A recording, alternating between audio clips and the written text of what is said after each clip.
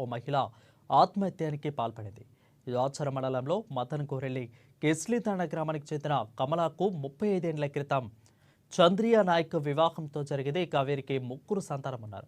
అయితే 20 ఏళ్లు కాపురం చేసిన తర్వాత చంద్రయ్య నాయక్ మరో మహిళను వివాహం చేసుకున్నారు. అప్పటి నుంచి ఇద్దరు వేరువేరుగా ఉంటున్నారు.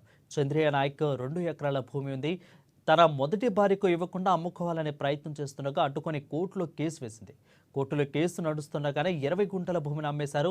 దీంతో విసిగిపోయిన కమల ఇద్దరు లాయర్లకు డబ్బులు ఇచ్చి ఎలాగైనా భూమి సాధించాలని ప్రయత్నం చేసింది.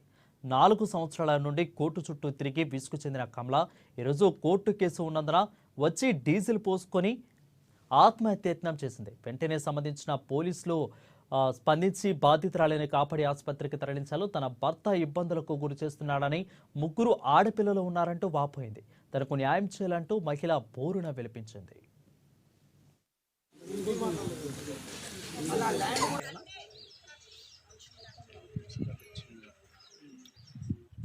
భూమి ఇస్తలేరు. దాని గురించి ఇప్పుడే 2 లాయర్ అయిపోయినాడు. ఏమైనా అంటే ఇక ఏరే లాయర్ పెట్టుకోమంటున్నారు. అందుకనే నేను కోరుతున్నా సార్. పొద్దుగాల వచ్చి కొట్టిరు, వాళ్ళే అపోళ్ళు లాకేసిపోయింది. అవి 2 ఎకరాలు ఉంది సార్. మాకు 2 ఎకరాలు ఉంది. ఇక సగం ఏమని చెప్పినా సార్. చనిపోయి నాకు ఎవ్వరు లేరు. నాకు పుట్టలే, నాకు పిల్లలు లేరు, భార్య లేరు. అందరు చనిపోయారు అంటారు సార్. అందుకనే దాని గురించి నాకు ఏం కావద్దు సార్. మా మామ ఆస్తి ఆయన సంపాదించింది నేను అడగలేను.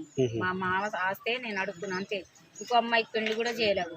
అమ్మాయి కూడా ఇన్నే ఉంది, పెద్ద అమ్మాయి. ఒక్క రూపాయి కూడా కట్నం ఇయ్యలేదు. అయితే భూమి వచ్చేసి మా నాన్నగారు మొత్తం 2 భార్య పెద్ద కూతురు పేరు మీద ఎక్కించేసిండు. మాకు ఇవ్వట్లేదు. అయితే ఇవ్వట్లేదని మేము కోర్టులోకి పోలీస్ స్టేషన్లో పిఎస్లో కంప్లైంట్ ఇస్తే మీరు కోర్టులో చూసుకోవాలని చెప్పారు. అయితే ఫస్ట్ వచ్చేసి అంబాచారి లాయర్కి ఇచ్చేసినాం. మేము ఫస్ట్ లాయర్ ఇచ్చేసినాం. 1 lakh తీసుకున్నాం. అయితే ఎందుకు సార్ ఇంకా జైల్లో కేసు అని అంటే, కాదమ్మా మీరు కావాలంటే నో అబ్జెక్షన్ తీసుకోండి అని అన్నాడు. ఆయన నో అబ్జెక్షన్ ఇచ్చిన తర్వాత జేపాల్ లాయర్కి ఇచ్చినాము. ఆయనకు కూడా ఒక 2 lakhs దాకా ఇచ్చినాము. ఎందుకు సార్ ఇంకా కాలేదు మా కేసు, జడ్జ్మెంట్ కూడా వచ్చేసింది, ఇంకా ఫైనల్ జడ్జ్మెంట్ ఎప్పుడు వస్తుందా అంటే, ఆగమ్మా మీకు అంత ఆగలేకపోతే మీరు వేరే లాయర్కి ఇచ్చేసుకోండి, నో అబ్జెక్షన్ ఇచ్చేస్తా అని చెప్తుంది సార్. అది ఊరు వచ్చేసి మాది. ఇవాళ